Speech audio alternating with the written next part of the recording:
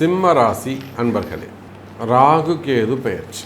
கண்டகச்சனிலாம் ஒரு பெரிய விஷயமே இல்லைங்க. அவ்வளோ பெருசாக ஒன்றும் டிஸ்டர்பன்ஸே இருந்திருக்காது. காலமும் நேரமும் சிம்ம ராசிக்கு சிறப்பாகவே அமைந்துள்ளது. நிறைய கஷ்டங்கள் ஏற்பட்டிருக்கும், ஆனால் அதெல்லாம் அவங்கள ஒரு டிஸ்டர்பே பண்ணியிருக்காது. சமாளிக்கக்கூடிய திறமை சிம்ம ராசி அன்பர்களுக்கு அதிகமானதாக இருந்திருக்கும். இந்த மே மாதம் 18ஆம் தேதியிலிருந்து கேது ராசிக்கு வராரு. 1-7 அப்படின்னாலே அது ராகு கேது தோஷத்தை குறிக்கக்கூடியது. கவனம் தேவை. இந்த ராகு கேது பெயர்ச்சி எச்சரிக்கை, கவனம் தேவை என்பதை சற்று உணர்ந்து கொள்ள வேண்டும். ராகு கேது பயிற்சி நடக்கும்போது சிம்ம ராசி அன்பர்களுக்கு அஷ்டம சனி நடந்து கொண்டிருக்கும்.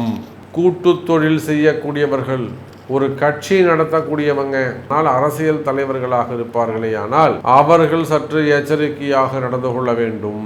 கண்ணில் விளக்கெண்ணையை விட்டுட்டு பார்க்கணும். எந்த ஒரு விஷயத்தையும் அலட்சியம் கூடாது. பகைவர்கள் அதிகரிப்பார்கள். இது இல்லாமல் பல நன்மைகள் ஏற்படும். 7 இருக்கக்கூடிய ராகு வெளிநாட்டு யோகத்தை கொடுப்பார். தனித்துவமான முதலாளியை உருவாக்குவார். கூட்டு முயற்சிகளை எல்லாம் அதிகப்படுத்துவார். பொதுவெளியில் நல்ல பேரை ஏற்படுத்தி கொடுப்பார். அதே போல் ராசியில் இருக்கக்கூடிய கேது பகவான் நல்ல அனுபவங்கள், எக்ஸ்பீரியன்ஸை கொடுப்பார்.